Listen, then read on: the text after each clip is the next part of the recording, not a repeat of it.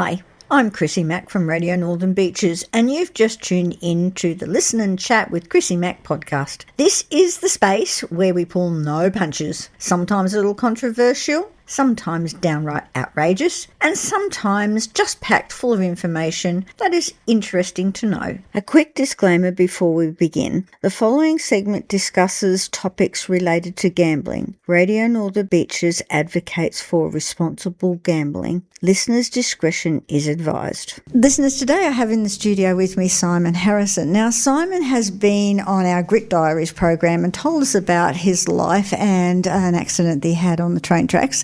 And if you want to listen to that, go off to our Grit Diaries programs and you can hear the whole story. But today we've got him in because he is a presenter on another radio station, not Radio Northern Beaches, and he is going to tell us about his program. Now, I know nothing about horse racing, but I'm really interested in how he's going to tell the story, how he got into it, why he got into it, what happened, and how he loves it, and what the extension of that is. So welcome, Simon. Thank you, Chrissy. Thank you for having me along. It feels like a privilege to be here with you. Thank you. So for our Radio Northern Beaches listeners, let's start off with how you got into horse racing. Well, it's funny. I suppose it really began with the Melbourne Cup.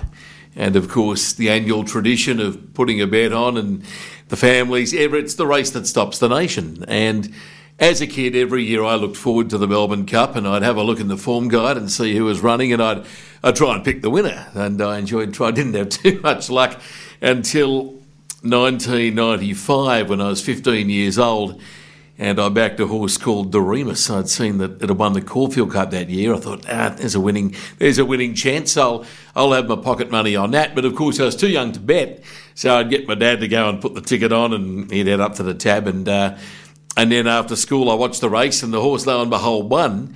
And I turned my $20 bet, which was $10 each way, into a collect of about $72. And of course, I felt like I was the richest person in the world. I thought, how long's this been going on for? Good God, I've cracked the code. You watch me go. And of course, it took me about another 20 years before I found the next Melbourne Cup. I learned, but that's where the love for horse racing began. And it began with just once a year with the Melbourne Cup. As you mentioned before, I had a catastrophic accident when I was 15. It was about 9 months after that Melbourne Cup, in fact. And I had a railroad accident up at Warunga and wound up getting run over by a Tangara, losing my left arm and my right hand, and through painstaking microsurgery, the surgeon did a transplant from my left fingers to my right, and it was 4 months in hospital, and it was obviously a life-altering incident which put me on another trajectory. So once I finished school, I moved out west. I was out in Parramatta, and I was on a disability pension, and I was in the cycle of welfare. Centrelink payments was where my money came from. Luckily, my father was paying the rent on a little one-bedroom unit that I was living in. I simply couldn't have done it without his support. But the people I hung around with were all a part of that welfare clique. We used to go to the charities to get food vouchers, to get food. We used to eat at the soup kitchen and the barbecues that they had in the park for the homeless and the people that were on the streets. And I thought that was where my future was. I thought, I'm never going to work. I'm a pensioner here, a disabled pensioner at the age of 19, this is it for me. And I was just living day to day and trying not to think too far ahead. But one place where people that are in that situation in life find themselves hanging out in is the TAB or in the pub in the TAB, trying to turn what little they've got in their pocket into a bit more so they can survive. Because gambling provides a solution, a short-term solution, if you're lucky enough to get you from one paycheck to the next. And I like the horse racing, so I combined the two, and I thought I'll try my luck on the punt. And I went up spending a lot of time in the TAB, and I just sort of developed a real passion for it, and I got into it, and I'm learning the races and I'm learning the horses, and I learnt my basic Australian geography from hanging out in the TAB. I learnt more there than I ever learnt from my geography lessons in year 7 and year 8. From where all the towns in Australia are. Sale, where's that? Balaclava, where's that? Esk, where's that? And I'd learn it from the colour-coded signs on the wall in the TAB as to what region of Australia they were in. Whoever thought that you get an education on geography on Australia in a tab? And every punter I know says the same thing. I learnt my basic Australian geography in a TAB. But lo and behold, to sort of cut a long story short, the radio station who broadcast those races, 2KY, was only 100 metres or so behind the TAB. That was when it was on Church Street back in those days in Parramatta. It was on Argyle Street, opposite the train station.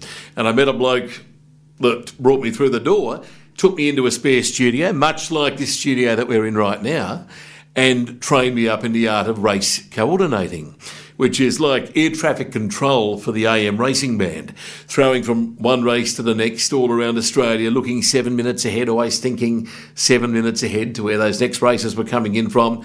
Get your race results, move off, next one comes in, move off. It's like planes coming in on a tarmac and taking off and just, organising them. And that's the job that I've been doing for 23 years. So I am a race coordinator for the National Racing Service. Our studio is not too far from where Radio Northern Beaches is. We're down at French's Forest with Sky Racing, and my station now is Sky Sports Radio, but was the old 2KY at Parramatta. So that's been my role and my job. I basically put a lot of races to air that people bet on through the TAB. That's what it is. Wow, and I didn't even know that was there. Well, I'll have to come and visit you. Yeah, it's up near the Northern Beaches Hospital. They're in there. So Sky Racing Television that do all of the televising, of course, and that's right around Australia and through pubs and clubs and all overseas as well, in fact. They're upstairs, and then the radio studios are downstairs. I met Simon at a business summit, and I remember him saying to me that gambling ruins so many lives, but it saved mine. Tell me about that. That's the irony. I tell people I'm a walking contradiction. I really am. Normally for most people it's a dark thing, and believe me, for most of the people I was rubbing shoulders with in the TAB back then, not too many of them could say gambling saved them. I reckon I would just about have been the only one, in fact. But I went in there, and funnily enough, it became a career path. When I lost when I lost my left arm and I lost the hand and all of that was gone, there goes any career in manual labour. There goes any chance of picking up a wheelbarrow at the construction site and putting the hard hat on. That future is gone. But I always knew that I had a voice and I could use the voice. And I once heard somebody say, if you can't use your hands and you can't use your voice, then there's no job you can do. And I've racked my brain with it over the years, and I think that's a pretty true statement. So I knew straight away that it had to be the voice. And everyone down at the tab used to say, get into race calling. And that was what I originally wanted to do. I thought, I've got the voice, and they're off and racing now and coming round the turn. And I thought, I can do that. I'd sound good. And, of course, there's a lot more to it than just belting it out in front of your mates after half a dozen schooners for a laugh. But I contacted the station, met someone, said I wanted to get into race calling. I realised then to do that, you've got to be able to get out to the racetracks, and they can be far away, they can be in the country. I didn't drive at the time. Logistically, it was just never going to happen. So the studio was where it was for me, which wasn't the calling, it was the coordinating. And after a while, 6 months, it became obvious that was probably where my future was. And whilst I work with the callers on air and I throw to them, I'm the coordinator. So it began with the TAB and getting out of the tab and into the radio studio. I got a job out of it, and I've always had an interest in having a punt and watching the horse races. But it's the gambling dollar that fuels the TAB, which pays my paycheck, which puts me on air, that gives the races to the public, and they punt, and that goes back to the TAB, and that's the cycle. So gambling, I'd be one of the few, and in particular the horse racing industry. It's the horse racing industry really that reached down and pulled me out of the gutter in my time of need. I remember when I was young, my mother used to love to sit there. She never bet, but she used to love to sit there, especially with the dogs, and pick the names of the dogs. And 9 times out of 10, those dogs won. But if my father put a bet on it, it never won. It's crazy. And he tried that with the horses as well. She was really good at picking the horses, but if he ever put a bet on it, it never won. So she was she was lucky with picking the names as long as there was no money on them. That is what they call the kiss of death. Some people have been kissed by the good fairy, And they just, whatever they touch turns to gold. My mother-in-law's like that. It drives me mad. I spend time doing the form.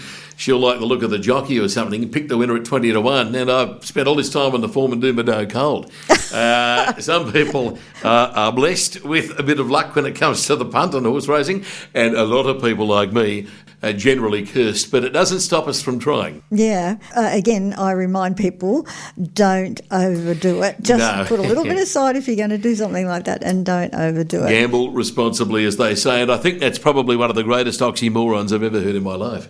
So tell me, do you get out to the tracks much? Oh, I did when I was younger, and I'd always go, not so much for work, but to socialise. And quite often I'd go down I used to like going down to Gundagai once a year for their annual Snake Gully Cup meeting in November. And the same bunch of mates, we'd go down there and we'd book a caravan park at Tumut, which is a beautiful little town at the foot of the Snowies. Mm. Lovely part of New South Wales down there. So I did that every year. These days I don't so much. I'm just pretty busy with the studio work and everything I do outside that. So I don't get to the track these days too much. But I'm trying to organise another trip to Gundagai at the end of this year. I haven't been for a few years, and it'll be good to get the old gang back together and just get out in the country in New South Wales. And horse racing, it is so typical of any country town in Australia. It is quintessentially Australian that most country towns will have a racing track, and they'll have their annual cup meeting where all the locals and the townsfolk turn up for the day and they get dressed up, and of course the pubs are raging that night in town. It's a part of Australian folklore and history, and it's so good to see that it still continues. So I love country racing, the real grassroots aspect of the sport. Well, I've only had one experience with that, and I actually worked for Optus at the time, and they did a special day out where we got on a train and we went out country, and I can't even remember where it was now, but it was about an hour out or so, hour and a half. And we were taken to the races. And These are in the days where you were allowed to do that sort of thing. They don't do that anymore. And what got me was the atmosphere. I finally put a bet on something. We weren't required to do that. We were just there for the day, for the fun and the food and whatever. But we were allowed to put a bet on if we wanted to. And there was something that had my name, and I don't remember now. Chrissy's like, well, something like that. So I put a bet on, and I won. What did it pay? I do not remember. It wasn't a lot of money. I didn't put much on. I think I might have put a couple of dollars or whatever. But the thrill of it was fun. But immediately, I think it might have been my training or my childhood, said, that's it, you've had your fun, that's enough, which is a good sense to have. I think that came from my father constantly, having a go at the pokies. But he was one of these people that he'd put a few dollars in the pokies and win, and that used to drive me mad because I can never win on the pokies. I tell you what, there is one simple litmus test to tell if somebody is a gambler or not. Some people have just got that gambling streak in them. Others are sensible, but some are just they're a bit bitten by the bug. There is one simple test and one question that I can ask that will tell me straight away if you are a gambler or you're not. Okay, Chrissy, so this is the question. Would you rather win $100 or nearly win $1 million? I think I'd rather $100. You're a non-gambler. There you go. That's the smart answer, and that's the right answer because you're better off. Sure bet, yeah. You are better off with the $100 in your pocket. But for the gambler, the eyes light up. Hang on. Nearly win $1 million. So what do you mean? There's a possibility. Yeah. They hear the positive instead of negative. Yes, and it takes you to the very stratosphere of where the adrenaline of the punt will take people, and that's when the blood starts to, that's the gambler, and that is a surefire. For me, I'd rather nearly win $1 million because I've just got that in me. But it's a good question to ask. It's a perfect question. If you asked a few people at a party, you'd probably get a few different results. Most of the males you answer would probably say, "What I can win $1 million? How do I do that?" Yeah. No, as I said, I think from my growing up and watching that all happening, it's like, No. No, and we're on a community-based, radio station and on a podcast. I'm not promoting irresponsible gambling, but it's a good measuring stick, that one. It is, definitely. So what about the horses? I mean, you get out and you've seen the horses and you get the atmosphere and whatever, and then you're in the studio and you're sort of doing your calculations. How do you feel about the horses? How do you get a feel for a horse? How does that work? Well, I've got friends of mine that are hands-on with them. They're at the track, they're up at track work every morning, they're out on the horse studs, and they really are horse people, and they understand them, and they know what they're looking at. Friends that can pick them at the sales and their yearlings and just know what they're looking for, the big shoulders and the strong legs. I'm clueless when it comes to being able to by looking at a horse. Most of them look the same to me. I do it on form. Like most punters, I'll do it on form and look at what races they've been in, where they finished, what weight they were carrying, what barrier they're jumping from, what the conditions are. So I'm a form punter, but there are people out there that will go off-site and they pick them from the mounting yard. They call them the yard watchers. And some of them are very clever people, very, very clever people. And you'll find that the big traders and the big buyers that spend money and they buy these yearlings in the hope of getting the next champion racehorse will have people working for them that know exactly what they're looking for. And they're all trying to outbid each other and hopefully pick up the next champion, hopefully pick up the next Far Lap. Although I think from memory he was pretty unfashionable through the sales yard and he wasn't sold for that much money. So that's the allure as well, because you don't know how good they're going to be. And sometimes there's been stories of horses that really don't look that attractive to the eye and they go for peanuts and they turn out to be a champion. And vice versa, you spend a lot of money on one that looks like it's indestructible and they don't win a race. So that's the mystery. And that's the allure. It's a bit like gold panning. You don't know what you're hoping. There'll be a speck of gold in that pan, but you just don't know what it's going to turn up. I recall a while back, I think it was during the Melbourne Cup run-up or before the Melbourne Cup or whatever. I think it was a few years back. Years just disappear in my brain these days. But it was a horse that did really well. The horse owners had put a cooperative together and it had done well. Do you see many of those? Yeah, your syndicates. Yeah. I don't know whether you're thinking of... There was a horse called Maccabi Diva who won 3 Melbourne Cups, and how she became named was she was owned by a man called Tony Santic, who was a tuna fisherman in South Australia, ran a big tuna fishing company, and he had 5 ladies that worked for him, and their names were Maureen, Kylie, Belinda, Diane and Vanessa. And he took the first 2 initials from each of their names and formed Maccabi Diva. Oh, really? That's interesting. Yeah, that was how the name came about. But there are other stories where you get friends together or people together, and you could have a syndicate of 100 people. So they're all throwing in. So it doesn't cost as much, but the thrill of winning is the same. Cheering your horse on to be first past the post is the same whether you own 5% or 20%. Cool. I don't think it was Maccabi Diva because I would have recalled that because I know that name well. But I think it was only about 5 or 6 people, but they did quite well. And the joy that they took from the win was fun to watch on TV. Oh, to be a roller coaster. Yeah. Well, that's the dream, isn't it? That's the dream, is that you will get that next champion racehorse. And everyone lives in hope, of course, when they're unraced or they're 2 years out. They're all living the dream, and quite often the dreams fall over as the seasons tick by. But you've got to be in it to win it, I suppose. So, what about the owners? Do you have any opportunity to meet owners, talk to owners over the period of your career? Yeah, absolutely. In fact, I'll tell you a story, Chrissy. I have coffee every morning at a cafe in DY, and I got to meet 2 brothers, both retirement age now.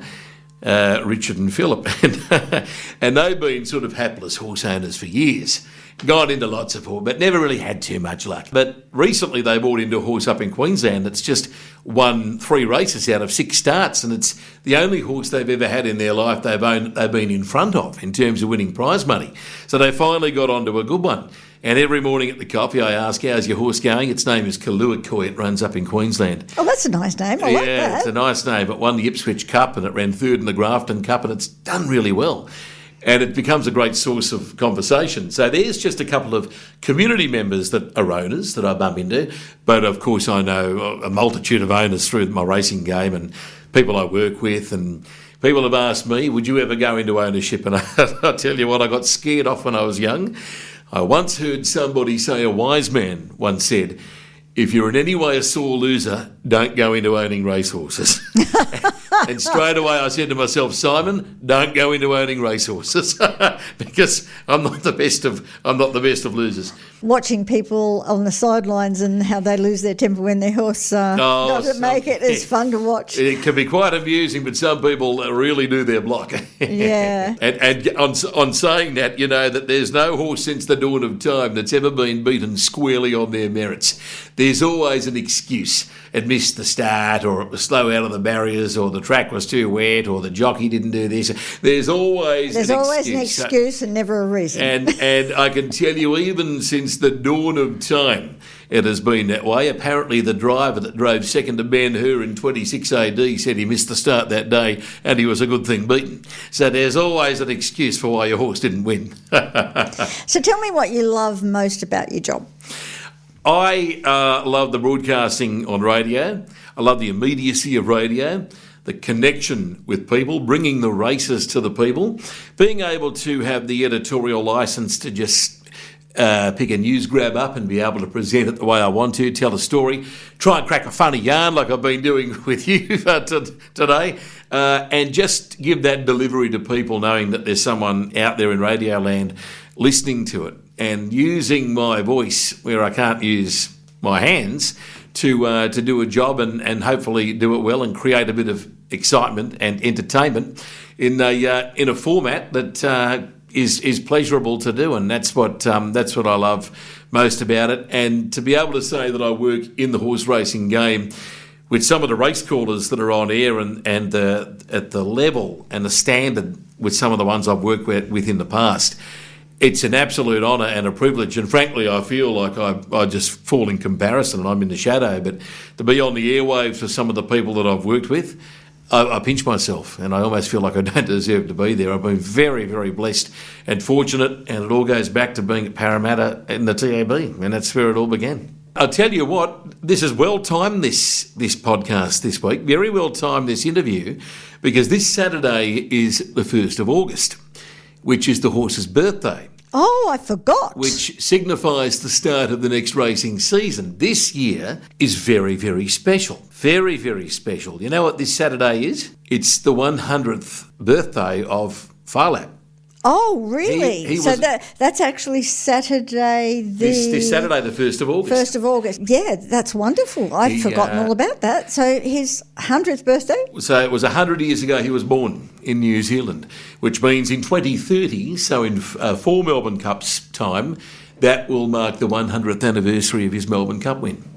So that's all coming up ahead of us. And if you're a racing fan, that's really exciting. And being someone that loves their history, as you do, with your fine films and everything, Chrissy, there's a nice little historical grab for you. And you would have seen the movie Farlap probably. I have. Tom Burlinson. Yeah. So that's a nice little point to add there. That it's the 100th anniversary of when he was foaled. You're tuned in to Listen and Chat with Chrissy Mack on Radio Northern Beaches, live streaming on rnb.org.au, across the Northern Beaches around Australia and all over the world. And you can catch us local on 88.7 and 90.3 FM. Simon, you were telling me about some speaking you've been doing, and it's been really important speaking. Tell us about that. Well, yes, now this is sort of doing work outside of the radio studio work and getting in front of a live audience. I teamed up with the Royal North Shore Hospital, which is where I spent 4 months in 1996 when I had the accident. And I've come on board with this initiative which is called the PARTY Program. Now that's an acronym for Prevention of Alcohol-Related Trauma in Youth. Primarily it's aimed at Year 10 and Year 11 students, and last Monday we had the Year 10 students and 11 I think as well. I think it was a mixed class from Narrabeen Sports High, so it was school pretty close to home here. And what they do is they bring the kids in, the nurses and doctors talk to them about drinking and drug taking and risky behaviour and going to parties and when you get to that age and all of the things that can happen. They take them through an emergency department simulation of when someone may have had a car crash and what that looks like from the other end from the hospital end. The police come and talk to them about the legal issues around certain things. They get the fire brigade, the ambulance. It's a really well put together program. And at the end of it, they have the lived experience person that has been a patient and has had something go wrong themselves in their own life. And that's where I came into it. So I spoke to them about my railroad accident and the fact that alcohol was involved, the decisions I made that night where things went wrong, and importantly, the consequences of the life that I've lived ever since. And this whole program, the key word is prevention, because so many of these things are totally preventable. Mine was ridiculously preventable. Car crashes, preventable. And it's decision-making and poor decision-making that leads to these catastrophic outcomes. So it's an education module. And I got up and spoke to them and told them a bit about me and my story and basically tried to pass on some lessons and some wisdoms that I've learnt. And if I could go back and have that day again, what would I do differently so that those events didn't take place and I didn't wind up in hospital? So this is just a venture I've started doing now. But I tell you, Chrissy, it's so rewarding and it's so uplifting. And you can see how engaged the kids are. And they're interacting with you and they're asking lots of questions. They came up to me afterwards and wanted to talk to me and shake my hand, and it was powerful, really, really powerful. And I believe that it's got real merit and it could possibly, save lives and change young people from possibly a lifetime of pain, just around decision-making and being aware, that awareness of what can happen when you go out for a night out with your mates to a party and how things can easily go wrong. So this is a space I'm stepping into now where I can use my radio skills, my broadcasting skills, and my father was a headmaster for 25 plus years, so I've got a bit of the teaching blood in the DNA too. So I enjoy getting up in front of the classroom and sort of holding court, telling them what I think, and it's becoming a bit of a teacher too. So I'm stepping into that area now and I'm really enjoying it, and I think there's so much work that can be done there. Yeah, there is a lot. I know my grandson lost a friend and several hurt. There were 5 in the car. He wasn't able to take keys away or whatever. They just got into the car and he'd lost one of his best friends. And it was just that decision. Everybody said to him, don't get in the car, but he decided to do it anyway. But what fascinated me was the others got in the car with him. And why? And you'll never know. No, but for survivors from things like that, the PTSD is lifelong, and it can consume you, thinking about it every minute of the day. Why didn't I do that? And at the end of the day, you can't change what's been done, and you spend your whole life searching for answers that don't exist. It drives you mad. So it's the PTSD. That's what one of the kids asked me. He said, "What's been the hardest thing to deal with?" And I thought, the physical aspect of it is as hard as that is. I'd say it's what goes on between your ears that's even harder. The mental health challenges, the complex post-trauma, the depression, suicidal thoughts. Why me? All of that. What did I do that for? Why? Feeling silly and stupid and feeling like you're being judged. And it's the psychological damage and effects that it has on you, which in many ways is worse than the physical side of the trauma. So, the fact that it is preventable, and just with some good coaching and education, help the young people today make safer decisions and smarter decisions around a night out, and hopefully we can do some really good work and have some impact. Well, it's great that you're doing that. I really hope that there's a lot more out there doing it as well. I've always said to my grandson, when he was of the age to get his licence, that car is a bullet. And if you fire it, you or someone else will die.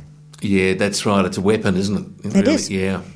It is. And, you've got to use a car responsibly. But you've also got to be aware of everything that's happening around you, because somebody else might not be being responsible. Well, that's right. And also for 15, 16 in particular, understanding that the frontal lobe of their brain has not developed the way an adult brain has, which can assess risk and determine risk and sum up risk. That part of the brain just hasn't, taken hold yet for a young male in particular. And if they can be aware that they're incapable of assessing risk, that might be able to create a pathway where they make a better decision. There's a lot to it, and there's no easy answer, but watching the team at Royal North Shore Hospital, there are a lot of dedicated professionals who are working very, very hard to give the kids of today the best chance they have at a long, successful and happy life. Well, I hope there's a lot more that have listened to this that will live that long and happy life. I echo those thoughts, Chrissy, absolutely, and I want to be a part of it. Thanks so much for coming in and talking to us, Simon. Thanks for having me, Chrissy. I've enjoyed every minute of it, and hopefully we can find a winner of this year's Melbourne Cup.